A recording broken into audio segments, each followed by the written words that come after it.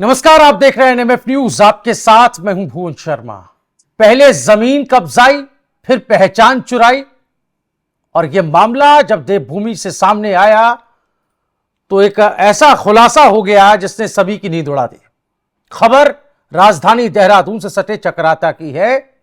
यहां पर SIR voter list पर होना है फरवरी में, लेकिन उससे पहले बीएलओ के जरिए जो सत्यापन अभियान चलाया जा रहा है उसमें कुछ ऐसी जानकारियां सामने आई जिसने होश उड़ाकर रख दिए। बाहरी लोग कैसे, नेपाल मूल तक के लोग यहां वोटर आईडी में उनका नाम आ गया।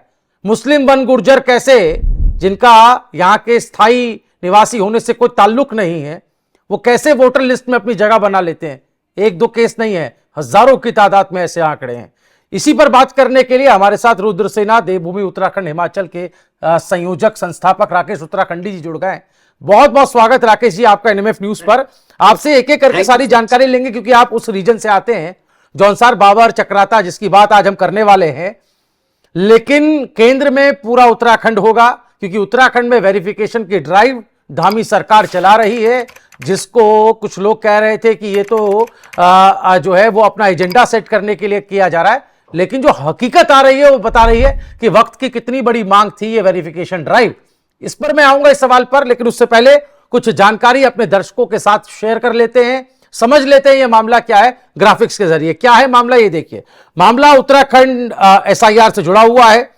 जो तथ्य सामने आए बताते हैं कि उत्तराखंड में फरवरी से मतदाता सूची का विशेष पुनर्निरीक्षण जो एसआईआर है वो शुरू होना है। अभी बीएलओ सर्वे में डुप्लीकेट और संदिग्ध वोटर्स की पहचान की जा रही है।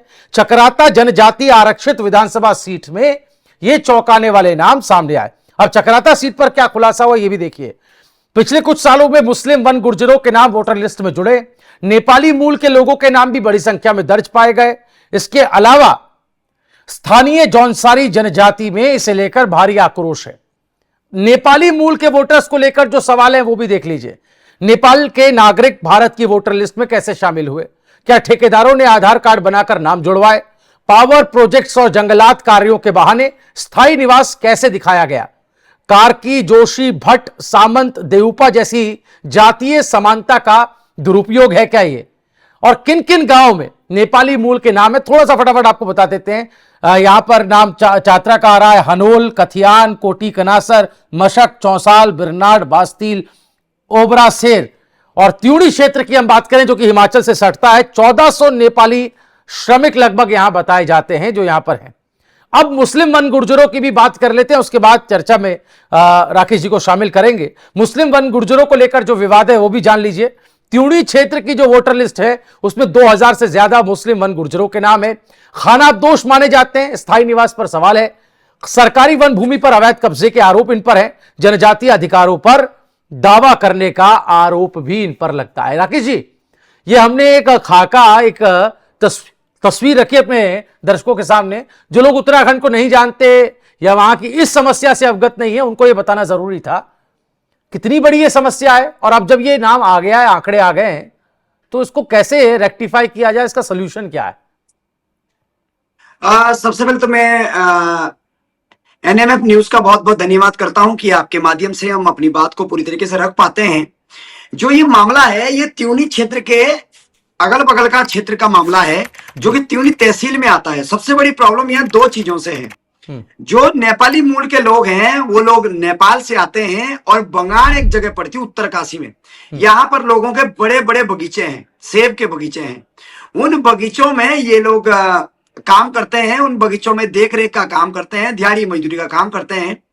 लेकिन यहाँ पे मैं आपको बताऊं, त्यूनी जो बिरनाड बास्तील जो पोलिंग बूथ है, त्यूनी पोलिंग बूथ है, इसमें क्या करते हैं कि इनके Aadhaar card, ration card, voter ID सभी चीज बना दी गई। अब फैक्ट क्या है भाई, जब इनके नाम यहाँ जमीन नहीं है, ये यहाँ किराए पे नहीं रहते हैं, ये विदेशी नागरिक है, तो इनके नाम वोटर लिस्ट में कैसे दर्ज हो गए, समझ से परे है। ये बहुत बड़ा मतलब षड्यंत्र लंबे समय से चल रहा था और ये समय की मांग भी थी। माननीय मुख्यमंत्री जी का भी मैं धन्यवाद करता हूं कि रुद्रसेना देवभूमि उत्तराखंड हिमाचल लंबे समय से इसकी मांग उठा रही है कि यहाँ पे अवैध रूप से वोटर कार्ड बनाए जा रहे हैं, कागजात बनाए जा रहे हैं। दूसरी बात यह है कि वन गुर्जर की बात, तो वन गुर्जर नीचे ऊपर आते थे, खानाबदोश लोग थे, और इनको गारंटी खाता खरीदवा रहे हैं।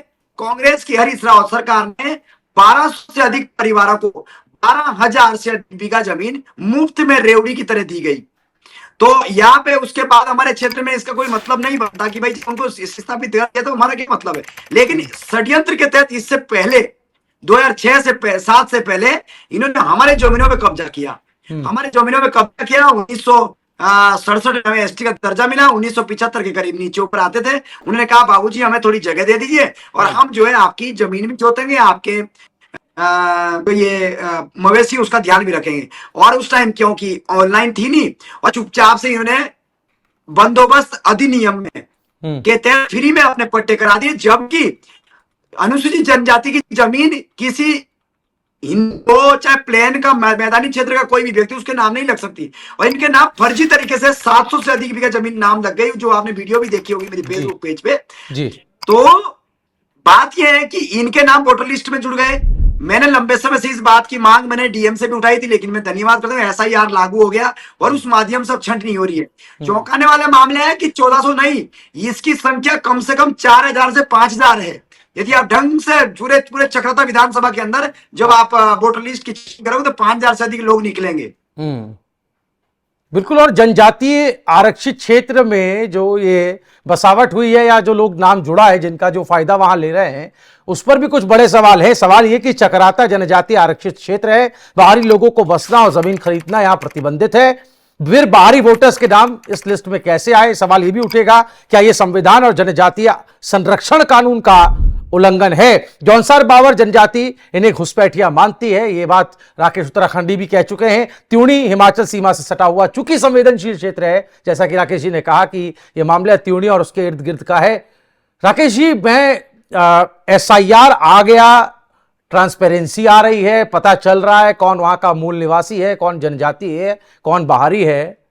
इसके बाद जब आप कह रहे हैं कि आंकड़े 4000 से भी ऊपर के हो सकते हैं आपके अनुमान के मुताबिक, क्या लगता है कि यह सरकार कितनी ज्यादा इसको लेकर के इच्छा शक्ति रखती है कि जो स्थानीय मूल निवासियों के जो हक हकूक हैं वो उनको ही मिले, कोई बाहरी व्यक्ति उन पर डाका ना डाल पाए? कितनी इच्छा शक्ति आपको इस सरकार में नजर आती है?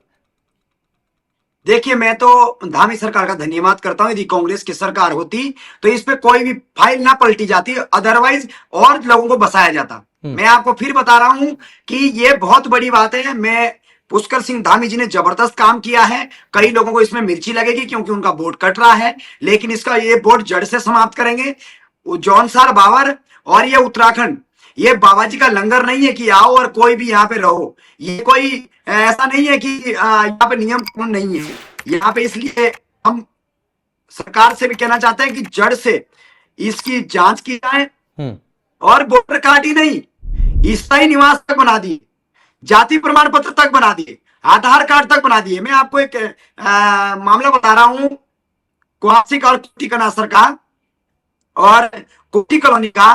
भाई कोटी कनासर में जब किसी की जमीन नहीं है और आधार कार्ड और वोटर कार्ड बना दिए, वहां माना कि हम उसका दुकान किराए पे लेके फिर चुपचाप से वहां आधार कार्ड बन जाते हैं। ठीक है, चाहे थोड़े पुराने ही, लेकिन फिर वोटर कार्ड उसमें सरकारी नौकरी भी लग जाती है और उसी में जो है क्या नाम उसका प्रधान भी बन जाता है नेपाली मूल का। तो ऐसे नहीं हो सकता ना, ये दुर्भाग्यपूर्ण है क्योंकि ये हमारे आरक्षण के भी खिलाफ है। हमारे संसाधनों पर भी ये कहीं ना कहीं प्रभाव पड़ रहा है।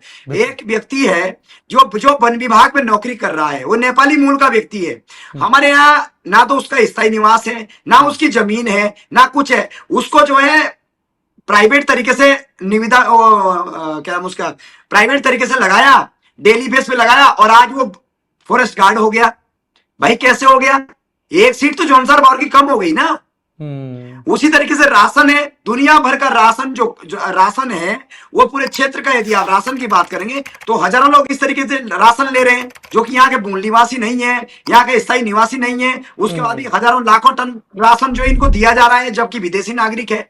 बिल्कुल बिल्कुल राकेश जी, ये सवाल तो हमने पहले भी उठाए हैं और सिर्फ सरकारी नौकरी में कई जगह उत्तरकाशी और कई जगहों से ये केसेस आए हैं जहां पर गेस्ट टीचर तक के तौर पर भी नियुक्ति हो गई और यहां तक कि जनप्रतिनिधि ग्राम पंचायत स्तर पर जनप्रतिनिधि तक बनकर बाहरी लोग बनकर चुने जाने लगे, तो ये सवाल बहुत गंभीर हो जाते हैं। फिलहाल आपका बहुत शुक्रिया, आपने बिल्कुल वाजिब सवाल उठाया कि विदेशी नागरिक वोटर कैसे बन जाता है, आधार कार्ड किसने और किस आधार पर बनवाया। सवाल यह भी कि जनजातीय आरक्षित सीट पर।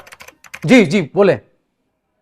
एक बात और की, मतलब चुपचाप से आधार कार्ड या राशन कार्ड या कागजात तैयार कर लेते हैं और कागजात तैयार करने के बाद जो है मैदानी क्षेत्र में उसी कागज और आधार कार्ड के बेस में प्लॉट खरीद लेते हैं। तो उनको नागरिकता भी नहीं बदलनी पड़ी और चुपचाप से जो है जमीन भी खरीद ली। बिल्कुल, तो बहुत यहाँ कहीं ना कहीं बड़े लेवल पे ये डेमोग्राफी चेंज का मामला भी सामने आया है। इसीलिए बार बार मुख्यमंत्री भी डेमोग्राफी चेंज की बात कहते हैं, दोहराते हैं। और ये अब जब एसआईआर हो रहा है, उसकी प्रक्रिया चल रही है, तो यह पता चल रहा है कि मुख्यमंत्री का यह कहना, चिंता जाहिर करना, यह कोई गैर जरूरी बात नहीं थी, यह कोई इधर उधर की बात नहीं थी। यह उत्तराखंड की अस्मिता, उसकी पहचान, वहां के मूल निवासियों के अधिकार और हक से जुड़ा हुआ सवाल है, जिसे हम पुरजोर तरीके से आगे भी उठाते रहेंगे अगर इस तरह की कोई खबर आए।